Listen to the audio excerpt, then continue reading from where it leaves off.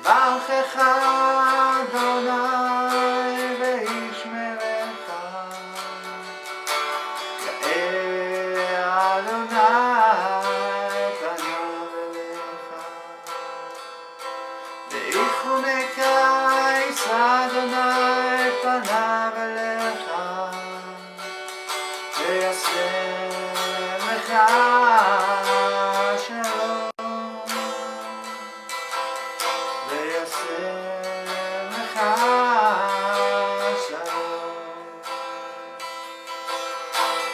Shalom, shalom, shalom, v'yaseh lecha shalom. יברכך אדוני וישמרך, יאר אדוני פניו אליך, ויחונך יישא אדוני פניו אליך, וישם. Hello everybody, this is Amichai Am Kumara in another episode of the Professional Tree Hugger Guide, and I have here with me Babananda Christensen from California, Mount Shasta in the United States. So, hello my friend. Hello, hello, hello. Thank you for having me. So, thank you for coming, and we've been doing a work that is in many ways on the same line of action, line of thoughts, working with the higher dimensional councils and bringing it down to earth to forming light groups, light works. So you've been working with or guiding a group called the Divine Council of the New Earth for 3 years. So can you share with us what it is about, what it was about? Yeah. What process did you go in 3 years of doing this? Thank you so much for this opportunity. So yeah, it's been about 2.5 years running now, and the way it was presented to me originally was to learn how to work in a group setting, how to share the divine really, and to be present and receive guidance of how to really bring forth a higher level of intelligence than what the human aspect is able to do in its current state of evolution. So allowing the different high councils to come from a more civilized state of being and an intelligence that can help us to move through the learning curves of creation and where we find ourselves in our current evolutionary path. So as it began to unfold, a lot of it was a focus on the nature of the ego and its desire to control and direct. Which had to be first recognized to see where the opportunity exists within the point of evolution within each of us individually, but also as a group. And as we were able to recognize that, we were able to move through what would be considered the shadow side of nature, parts that we're just, let's just say, unaware of, but yet very much exist. And so by working through it, the first year was a lot of power struggle, a lot of control issues, and a lot of just kind of judgment that kind of showed that it's like the politics of working in a group setting, where generally we would come into a group setting and there's appointed leaders, where this one we came in and there's nobody that's appointed leader at all, except for the fact that we're learning how to be as equals and use each of our gifts, whatever level of development we have worked with, to present it into a group-like setting, and how to find how each piece is a composite to the greater whole. And then for also those that just choose to be silent, they're also contributing an energetic blueprint and a energetic quality that's highly beneficial. So it was really, the first year was a ground setting and just kind of getting familiar with what the purpose of this, how are we able to really receive guidance from the divine. And as we got through that first year, it then opened us up to, we learned to, well, let us call for the highest guidance at any given moment and really allow what wants to come through, which became a really beautiful essence. And through that, we would find that everybody would receive a little piece, like a vision or a song or an actual message.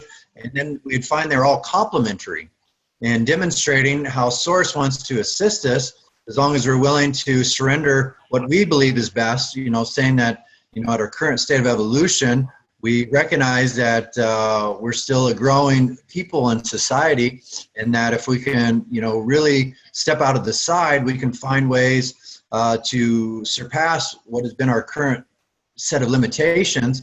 And in so doing, we then find, okay, well, how can we then co-create? So we're not in control, but the divine gives us like a good platform, like a guideline, and then we learn how to demonstrate ways to apply our unique essence, the gifts that we've been given or that we've been developing through our human life cycle here. So that was like the basic onsetting and preparing what it is to be a true council. And when we look at the rest of the world, almost every province across the planet, there's some type of city council that determines the welfare or the functionality of its own city or environment or its local province. And so this is also demonstrated that this is a working platform that is used throughout all different civilizations, to, let's just say, extraterrestrial, to ascended master, to angelic, and even to the, let's just call the elders of creation, that all of these use this similar platform of a council where they learn to work together as a whole.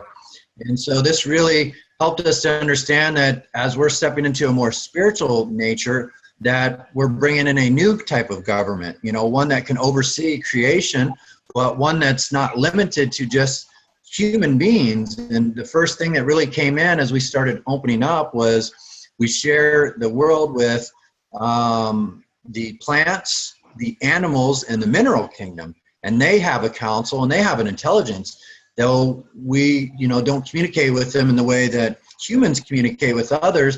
They communicate on a more telepathic, etheric level.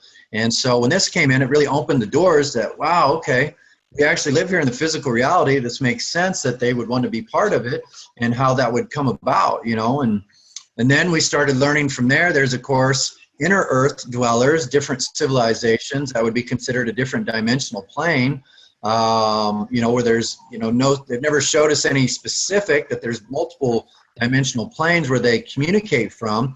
And then when we get off planet, even where we start, or let's say on planet, the elemental forces too, where they also have council, but then off planet to what would be considered stars, star systems and planets, and they have high councils, and then many different individual councils, and then the angelics, and then the ascended masters, and then all these overlighting creative expressions. And then we started seeing how this formed this huge great council, at one point, where if we're all sharing consciousness, we're just at different dimensional fields. This is how we work together, and we've worked through, what supports the greater whole, specifically where we're more focused on the earth plane. So that is what, the title came through, is Divine Council of the New Earth.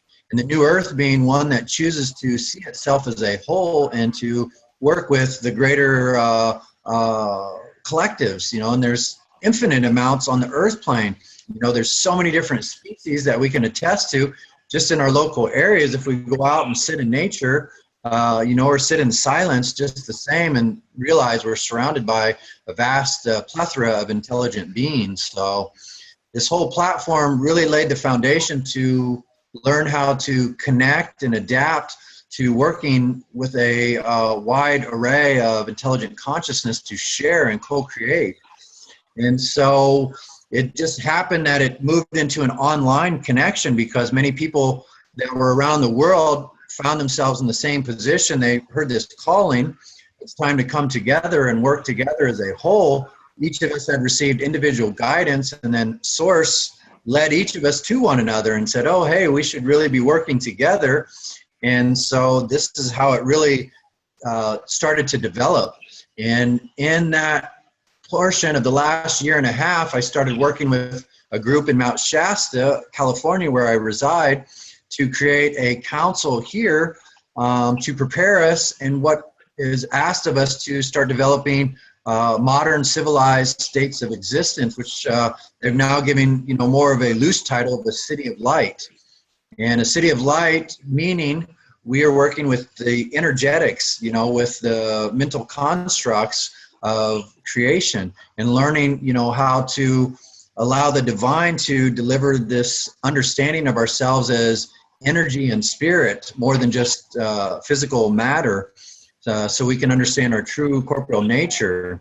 And so as this has come in, it's been slowly developing more and more that having individual councils across the planet, everywhere where anybody feels a desire and a calling to be more focused on the intelligent, civilized state of what humans can do, but also in co-creation with the other, you know, or the animal, plant, and mineral collectives, as well as the elementals, you know, from the earth, the fire, the wind, and the air, or water, and how we can work together to start instilling new applications, you know, new ways to creatively explore ourselves and create viable solutions for the problems that exist in the world. So that to this day has really helped develop this way to work in a group setting, which I now primarily work in groups in the physical setting.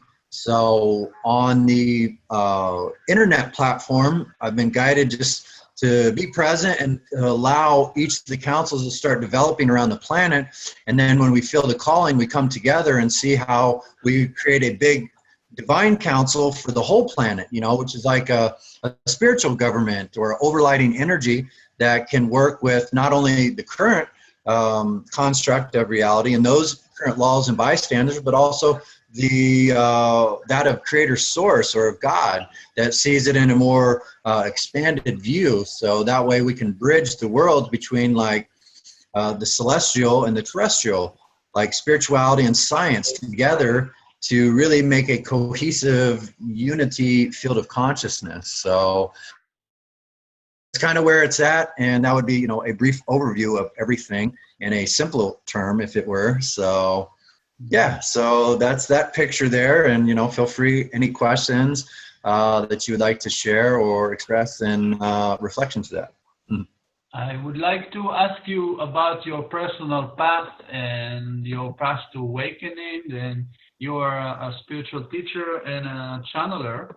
Can you tell us how you developed in this, like your personal path?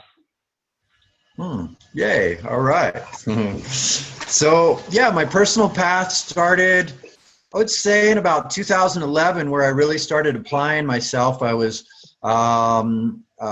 made aware of like the really world problems, you know, that we understand. Many people label it different conspiracy theories and things of that nature, which just kind of made me see things. And then it's like, okay, I want to make a change in my own reality and everything around me.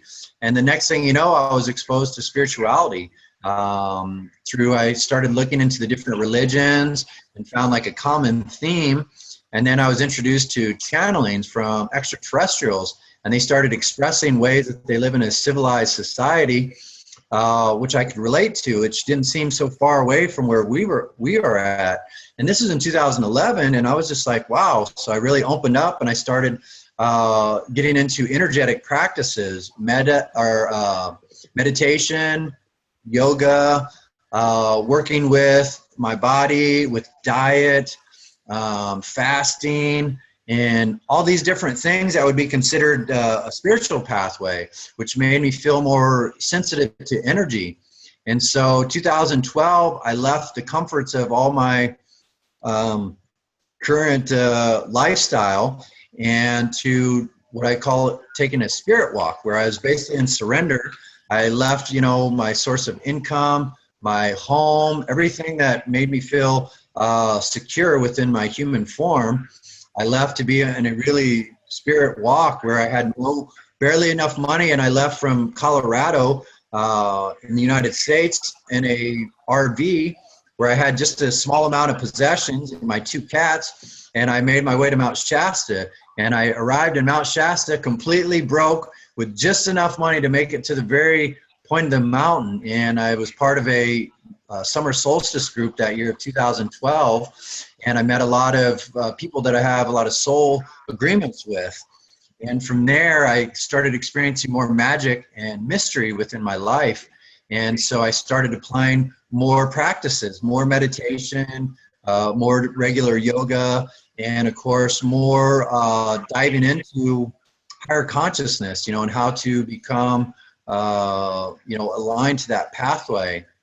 And so it went through a lot of dissolving certain points of the ego and also human limitation, which really opened the door for me to begin really receiving, you know, spiritual guidance then. So, and that came in 2013, where I started, angels started coming to me. I started receiving light language, just different phrases and tones, even saw some symbols.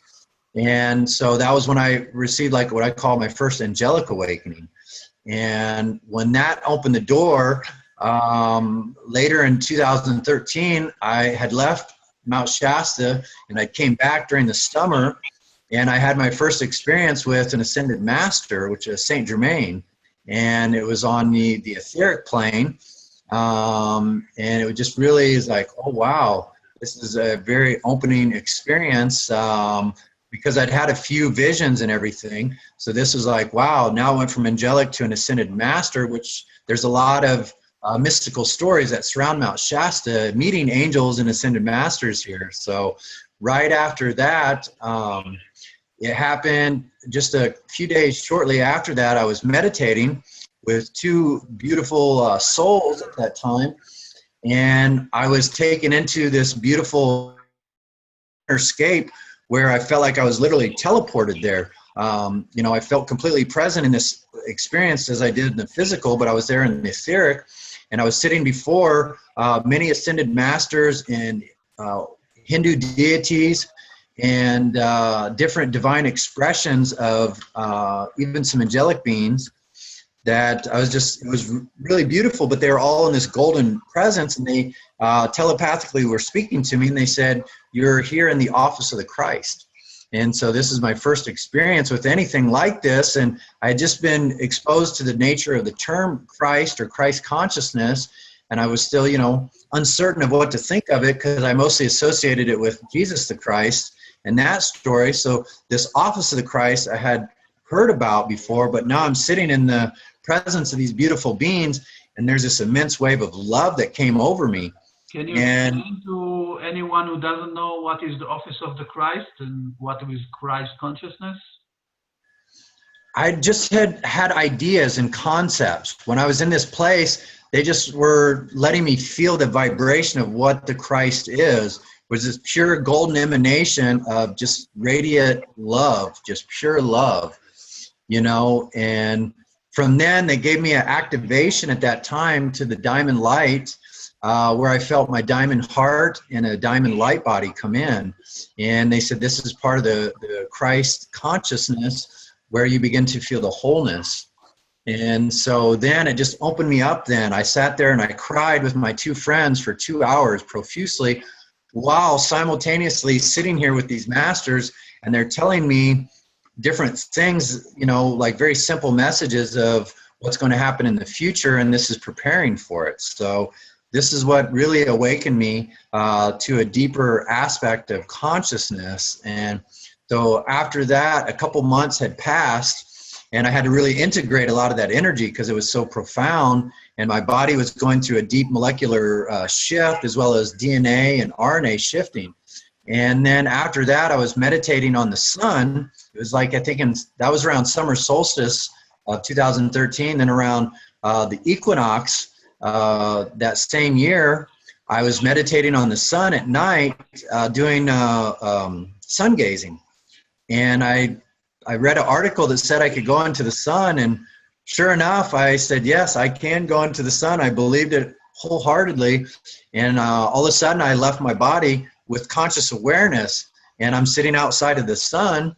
And within a few days, I managed to enter into the very central core of the sun through an affirmation that just was channeled at that time. It was something about invoking my Christ that I am presence, you know, and I just like the words just entered my mouth, and it was so natural. And by the time I entered into the sun, I was in this beautiful blue sphere of energy where I felt really at home.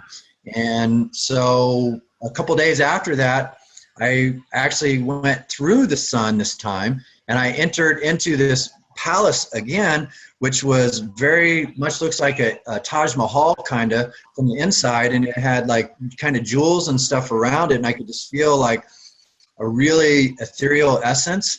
And the first image that I received was a being of Ganesha, Lord Ganesha, and I'm not really familiar with him other than seeing pictures. And he started speaking to me telepathically, and he said, "Welcome to the house of Kumara. You're here to train." And I said, okay. I didn't really know Kumara at that time. I'd heard the term Sanatkumara, but I never heard of the house of Kumara. You know, so I've come to since learn that the house of Kumara is the central core of all central suns, of all great central suns. It's like where a high state of evolution exists that oversee creative expression. And so after that point, I began meditating quite a bit, and I was doing about 3 to 8 hours a day for 6 to 9 months pretty regularly, meeting with different ascended masters. They kept coming and giving me, imparting me different teachings and wisdom, you know, especially a lot of Indian deities and Eastern deities that I wasn't really familiar with, you know, Kuan Yin, what was it? Of course, Ganesha, and then the Mahatma, which looked like this eternal Buddha, and then many like very angelic beings. And through that time, the Elohim came to me. And that same, within a few days of going into the house of Kumara, the Elohim came to me, and they said I was here to represent Elohim consciousness. And so they were a big teacher, and they didn't show themselves to me really in a specific quality. They gave me different images so that I didn't relate to them as being specific. They kept saying, allow me to just explain to the viewers what is Elohim means. Okay. Because in the Bible, the word Elohim refers to the one God. But in fact, the word Elohim in Hebrew means plural. It means gods. So in the Theosophic teachings, they are talking about the order of the Elohim as the being who co-create with the one God, and they created the all of Amenti and the flower of life and the tree of life, and in this image we were created, and they are like the creator of form, while the one, the Most High, has created our souls. So you started to communicate with this, and I say that the Elohim Lords, they are in the 10th dimension, and they are part of our higher selves. So in fact, we are the Elohim Lords who entered into the creation to experience it. So yes. if there is someone to blame for what is not right, it's not about blame. It's just about stepping into the fullness of who we are and stepping into the ability to co-create. And this is exactly what we are talking about, councils of co-creations. Yes. Very much in how you shared, that's what the way the Elohim presented to me is they sit around a council, which is the eternal flames. There's different alchemical flames, and that each of the Elohim, which are a composite of a masculine and feminine counterpart, that create this higher embodiment, and that is their council, and they call that the throne. And together, these Elohim, they project their consciousness into a solidified, or not, I shouldn't say, into a singular consciousness, which is what we understand the archetype of God or creator is. So that's how they wanted me to understand them, but they didn't want to show me so much form, because they said, we want you to believe and know that we are simply another one of you. We are not any different from you. It is just the, idea or conceptualization that makes you feel indifferent. But ultimately, we are creator of form or expression. And that's how they express, just like you're sharing, that they provide the template or blueprint for creation to come in. And they said, because of that, we are here to create a new cycle upon your earth plane and out into the great galaxy and into the universe. And so that they were going to work with me as they worked with many others. And I understood them from Hebrew text and a deep resonance of the nature of them, that they're very high angelic order. So I was like, oh, wow, this is really beautiful.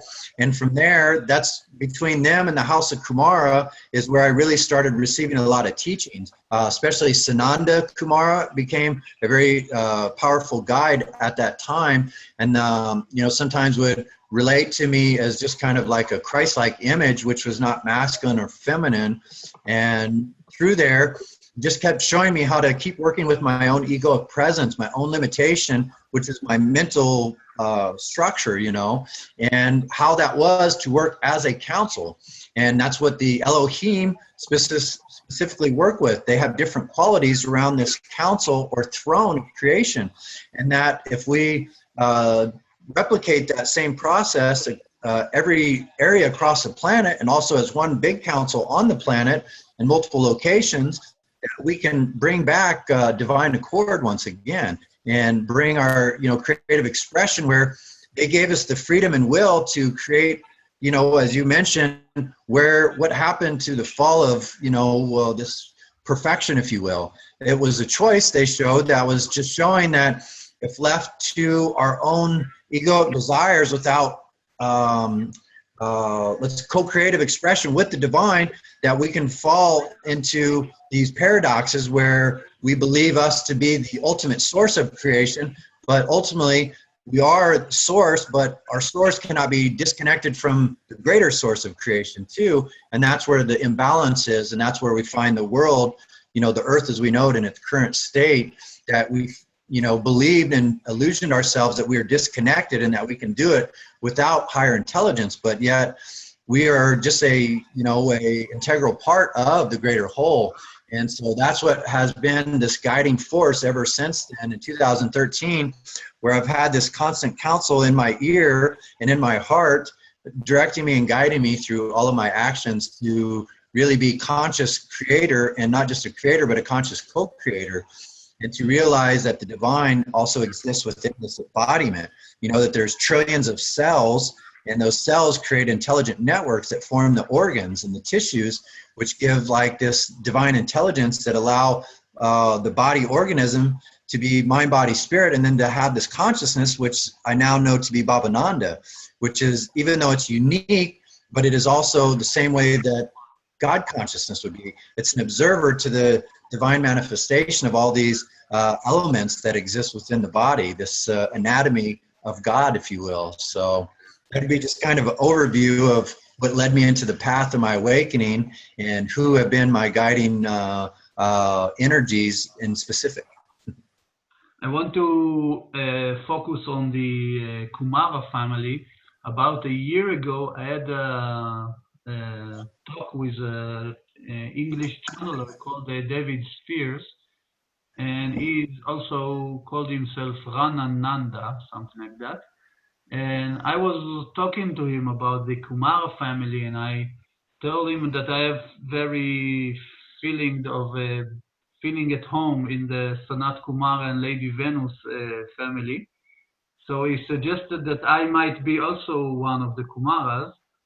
So, and I told him that Lord Sananda, Yeshua, is like my personal guide. And so he says, just ask him, what is your name? So the name I got is Indra Kumara. And then he also channeled Yeshua and sort of like says, yeah, this is the name that. And when I researched it, I came out to the Tibetan Buddhism. And Indra for them is the Lord of the Agartha, the Council of Agartha. And when I started to just repeat that name as a mantra, I felt like something very strong entered through my crown, and as if Amichai, the old soul, has sort of like left the body. And I asked if it's like what is called walk-in, like Amichai is gone and Indra Kumara has entered. And I felt like it's not a different being, but it's a higher dimensional self of mine. And before of that, I had some few soul memories from Atlantis, from the time of Yeshua, and from other places and time in the world. But connecting to Indra Kumara, which I feel is a seven-dimensional being, is for me it's on a higher. It's like a parallel existence, and it's not in the realm of past life memories. It's on a higher dimensional. And I just have these crazy ideas of making exactly what you were talking about, like councils of light all around the world. And I was involved in several ecological villages in the forming of this. And many times, because of ego struggles, people are having a very difficult time to really work together.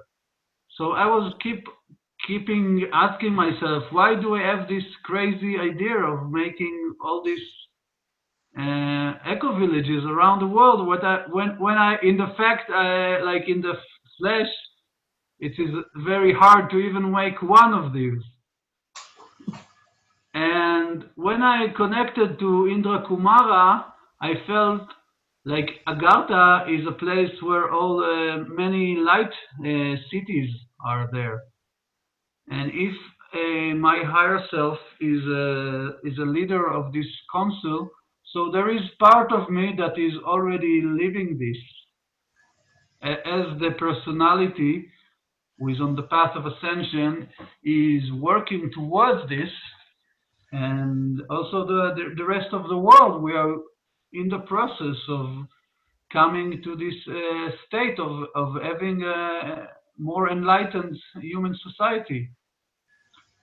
So it's like I call it the sacred union or divine celestial marriage between the personality and the divine aspects trying to come together.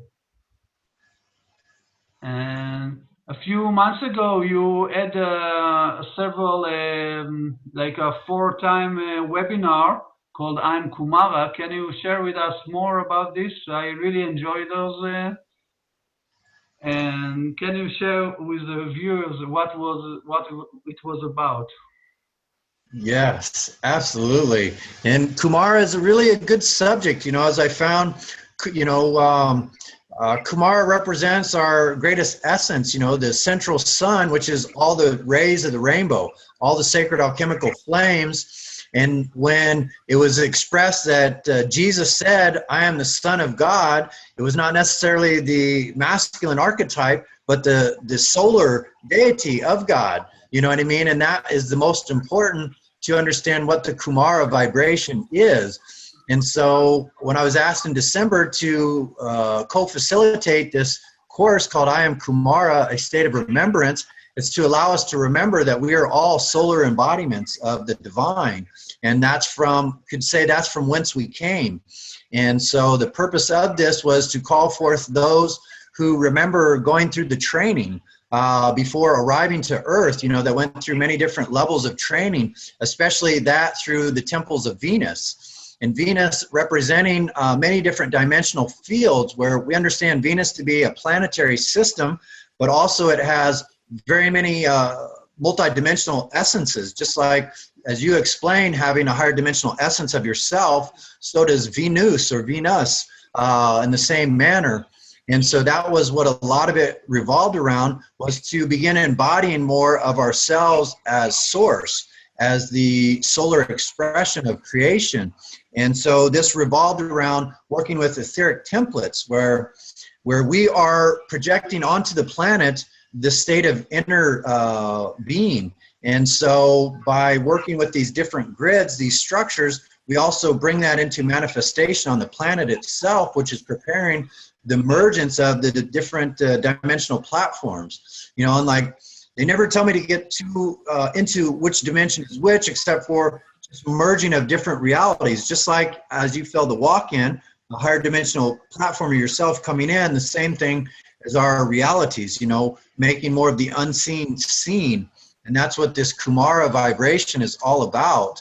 And when I realized that there is the overlighting energies of Sanatkumara or Lady Venus, they represent these vast soul groups, these high embodiments of group consciousness. And so what we're working to demonstrate is unity consciousness, the nature of the Christ, which is not a single person, but is when each becomes into their own awareness or realization that we become the living son of creation. And that's what this course was all about, to remember ourselves as all of creation, but while also remaining unique in an individualized expression of that creation, you know, and that they are not, indeed, are not separate, but are complementary. One is like just a different vantage point, you know, of the greater divine, like a different fractal of God. And so the Kumara very much came in mid last year around June and just kept coming in more and more till the end of the year. And it was also at that time where we represent Christ consciousness around December, and that being a part of a new creation and preparing the soil, like to fertilize it, you know, and that there can be like this rebirthing. And so that was why I was asked to facilitate that course in December and to make it as an offering, a free gift, which I'll definitely be happy to provide the links for it through however Amichai decides to present this beautiful recording, and anywhere that I should so share it as well, for anyone that feels a call or a resonance to it and would like to remember more of themselves as a Kumara embodiment.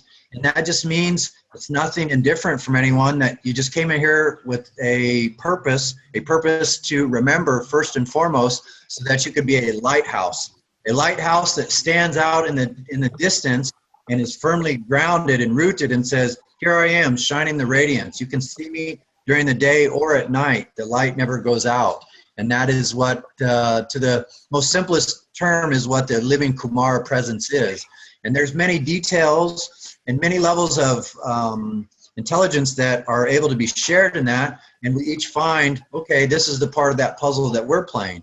And this is what many groups from the past, the different yogis, if you will, the different Buddhists, the different Essenes, even the Egyptians, you know, all of them are representing a nature of Kumara consciousness, but it's not necessary to always use that term.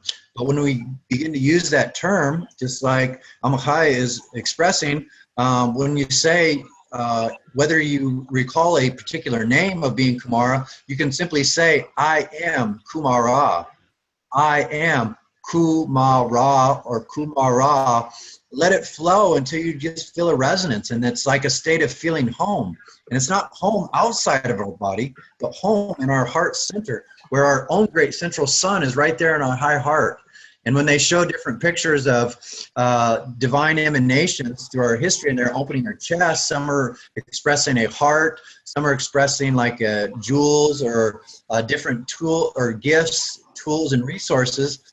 This is what it means to be that Kumara presence in the way that it's been shown to me. So I hope that helps to bring a perspective of what it is to be Kumara in the nature of that course that was presented in December.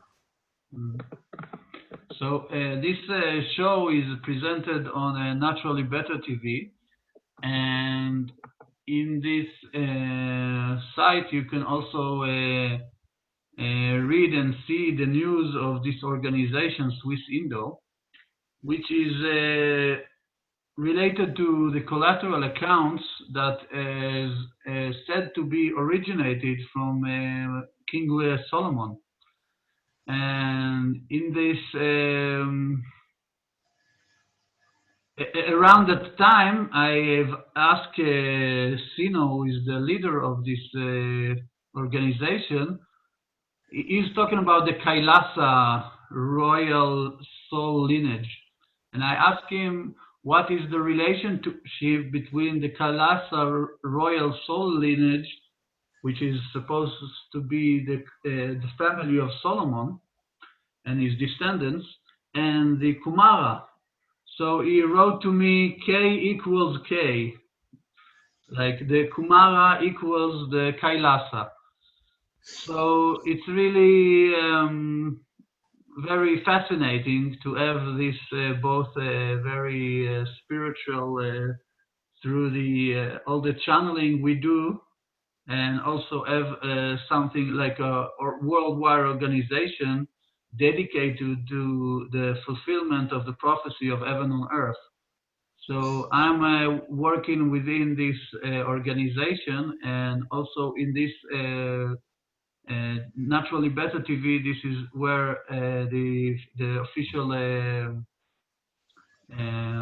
news of Swiss Indo is reaching the world. So this was very. You were also giving us some meditations about King Solomon goals, and yeah, it's really everything like coming together. It's really amazing. Yeah, really beautiful time. Yeah.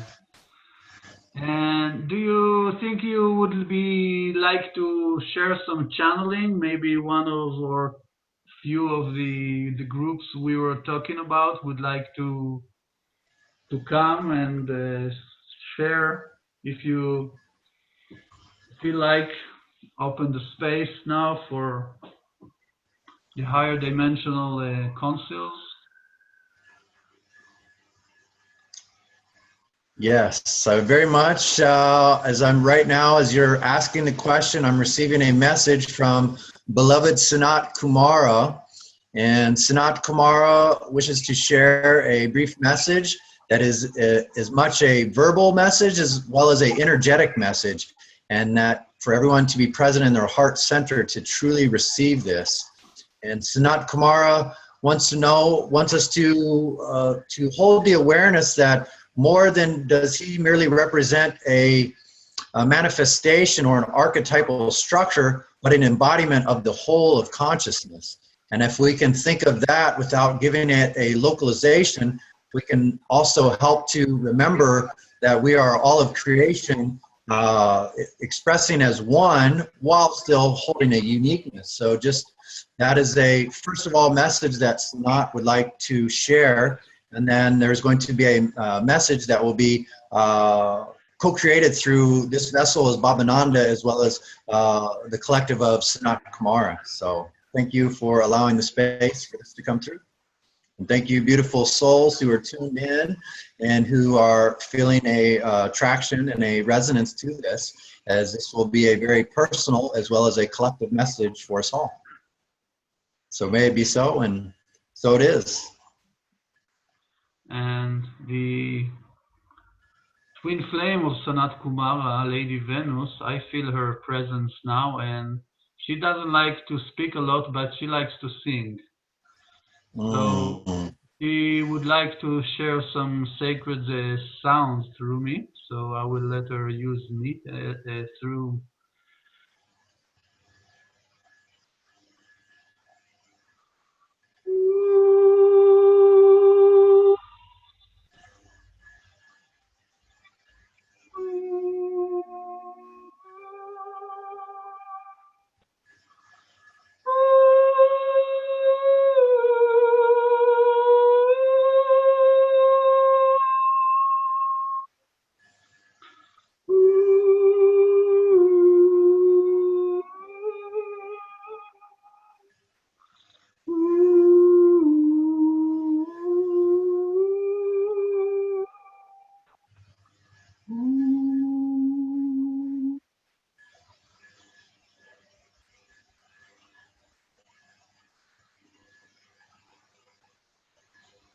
For me, Lady Venus and Sanatkumara are one of these couples, these divine beings that are representing the Eros Geumus, the celestial marriage of the feminine and the masculine. And they are, for me, my father and my mother. And yeah, whenever they are present, I feel very at home. Thank you for that beautiful song and that reference point. It very much is, divine complements to one another of that alchemical marriage of the sacred divine masculine, the sacred divine feminine, and how they work together. Each has their specific qualities. As she sings the beatitude of creation, and that Sanat shares more of the detailed aspect, and how they both are very complementary of one another. So thank you, dear brother, for allowing that to flow so beautifully through your sacred divine vessel.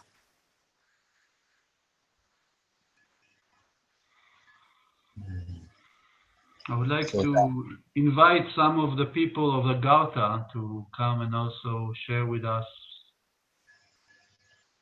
the inner earth.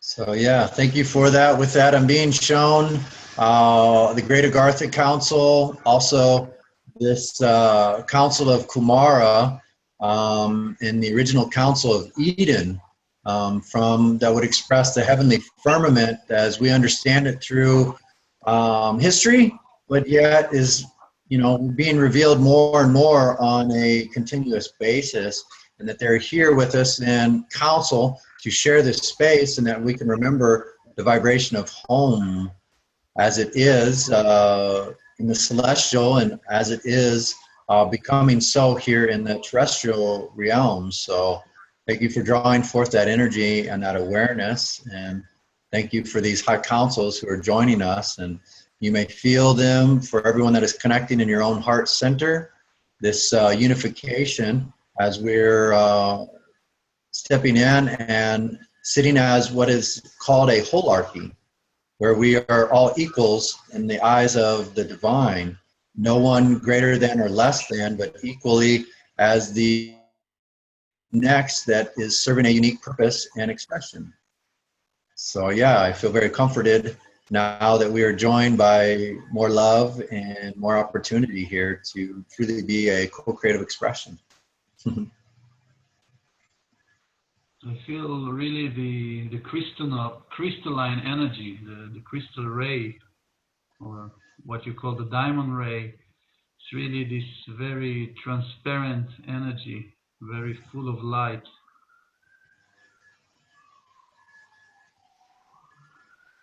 Yeah, that's what I see in the center of the council table. I see a beautiful octahedral diamond, and then around that is that crystal ray, and then just being reminded that is the nature of the Christos, or the Christ consciousness.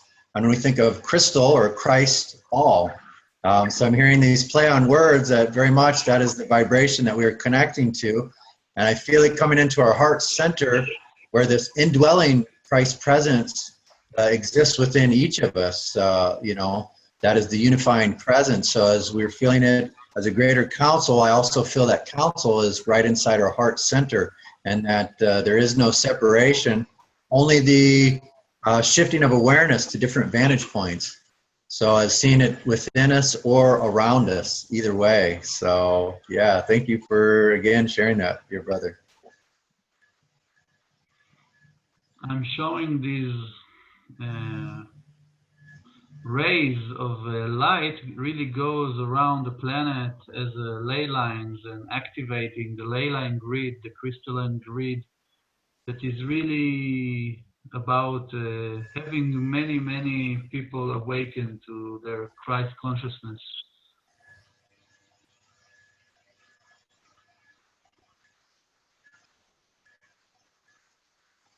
Yeah. Really like And like as they're showing me that, they're just showing me again the nature of embodying all the rainbows to the fullest expression where we become light complete. It's like we've been working with a light bulb that's kind of been dimming, and it's dull in its essence, where it's like we're getting a new light bulb to our reality, to our creation, which as we understand ourselves as holographic light technology, as true living light beings, we're then able to express more of our true divine nature. And this is where we become the living Christ. And that was the message of Jesus or Yeshua or Isu, whichever name you prefer, you know, that is the nature of the living Christ. And this is what many of the other masters, saints, and sages, those beautiful beings who really moved into a state of realization as a living expression and a reminder of who and what we truly are, beyond just what we believe ourselves to be as merely humans, but we are much more than that. We are divine who man, or who beings, more than just a man, but a who being, the song of God, the word made manifest. So that's what I'm also receiving with that sharing.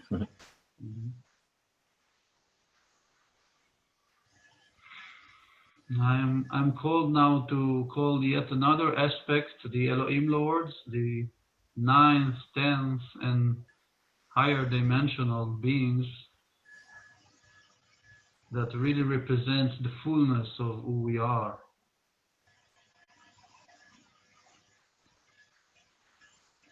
Thank you.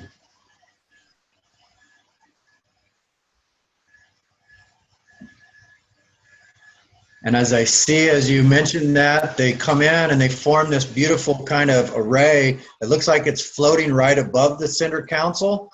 And it starts there where they show me the imagery. And then slowly they merge into every other expression here in this greater council.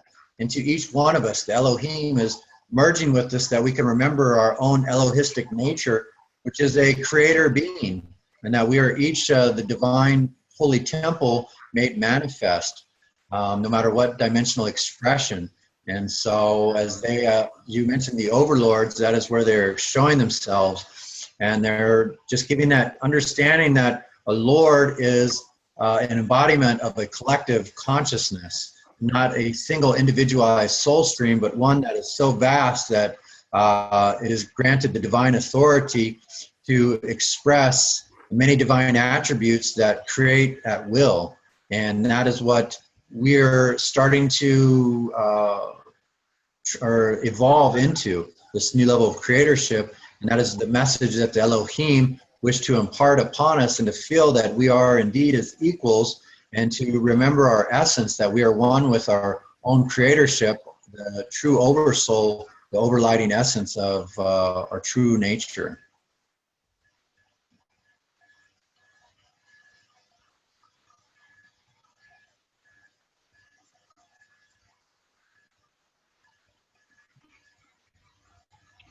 I'm feeling called by one of the Elohim Lords, called Lord Ardal, the leader of the Lords of Amenti, to offer some kind of a chant. He usually sings in a very Native American kind of a chant, so I will let him now use my voice.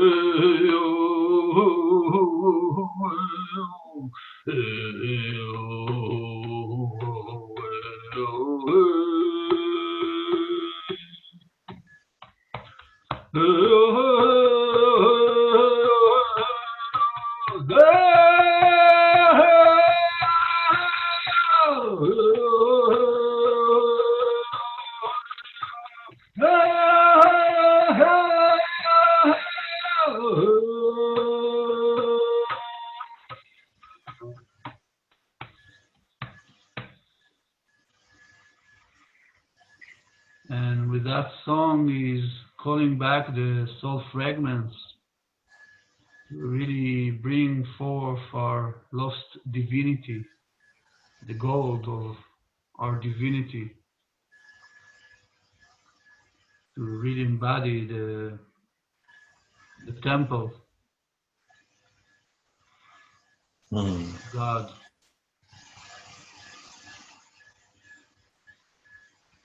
As you were sharing that, I was guided to just place an index finger on the brow point. And as you mentioned, the temple, they're showing me again that reaches to the whole brainial area representing King Solomon's temple, which is the Solomon, the soul of man, and the gold, as you mentioned, is the riches of the divine. That there's an expression why a rich man cannot pass through the eye of the needle unless you understand the riches are of the divine essence, the divine vibrational escrow, if you will, that is given to us that leads to King Solomon's mind, which is the jewels of creation. And so it's just loving how this is all being interrelated in what was shared throughout the presentation, and what is now coming into this meditation. As we reclaim our divine essence once again, we're reclaiming those jewels of our being, the Christos light, and then the golden spectrum, which is this quality of source that we can manifest that into a true divinity as embodied in form. So yeah, it's just loving what they're sharing right now.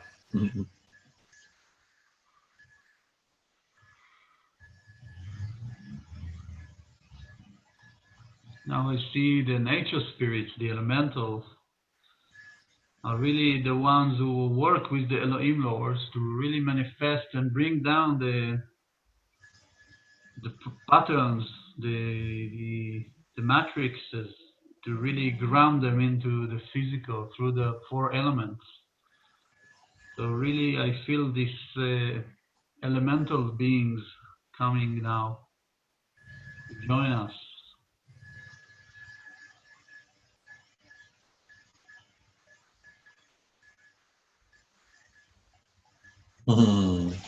Yeah, I'm feeling the even a finer essence, and they're giving me the play on words. As we understand elemental, there's a breakdown of it into syllables. El often refers to God, or if we just break that down to creator or the divine.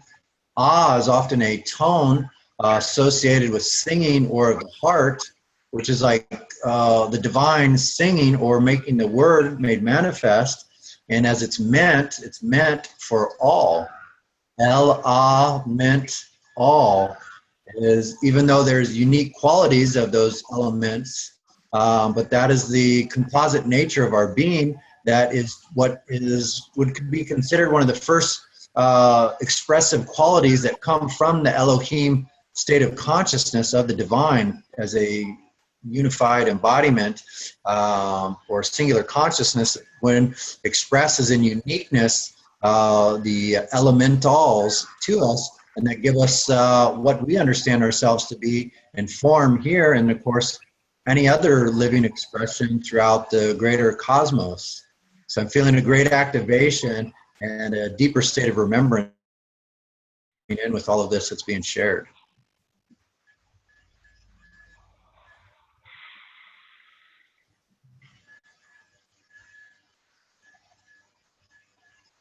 Really feel they're manifesting, like taking all the energies that we invoke, all the higher spiritual ones, and really bringing it into matter, into the 4 bodies, which are like the physical is the earth, the emotional is the water, the mental is the air, and the soul level is the fire. And so they really now bringing more light into the 4 bodies, the 4 levels of realities that the elements represent.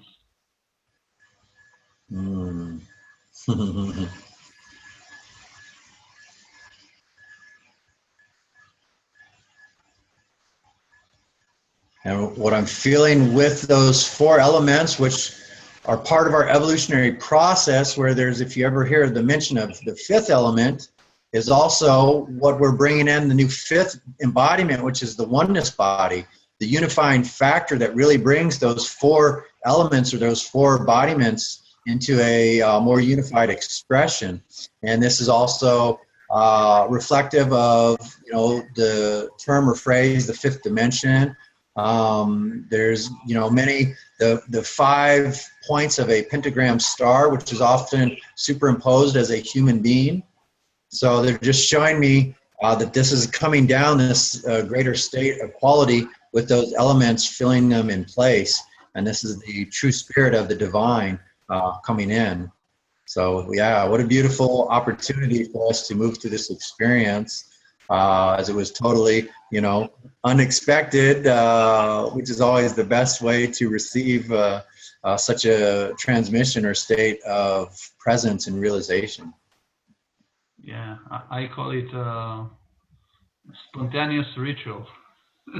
It's not something that we plan so with all the details, but we are sort of like called into it.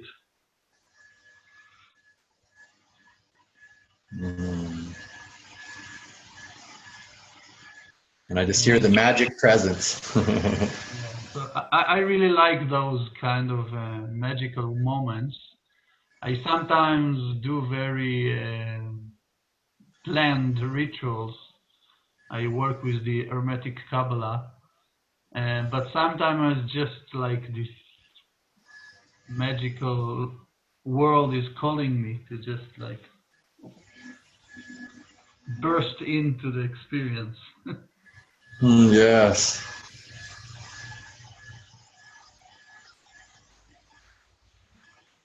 Wow. Yeah, so beautiful. Yeah, I'm feeling a deeper state of home. And when I say that home, I keep wanting to vibrate the home in there. And that's the deeper essence of home. When we remember that, and with all these different collective energies that represent, you know, the overlighting aspects of creation, that is the nature of home that they're asking us to embody here on earth. And so that we can truly make this a place to grow and expand and explore consciousness from as true creator beings. And that is really the nature of bringing this segment into its fullest expression today, and these understandings as we're receiving them, not through just words, but actual experience, direct experience of the energies and the embodiment of it.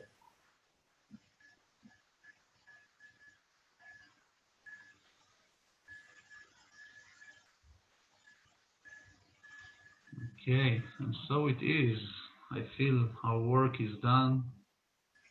I really want to thank the elementals, the Elohim Lords, the Kumara, the Agarthians, all the different levels of beings, of intelligences that have come to join us in this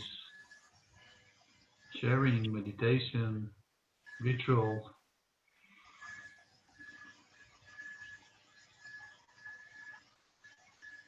Co-creation. And I'd like to thank you, my brother Babananda Christensen, for this.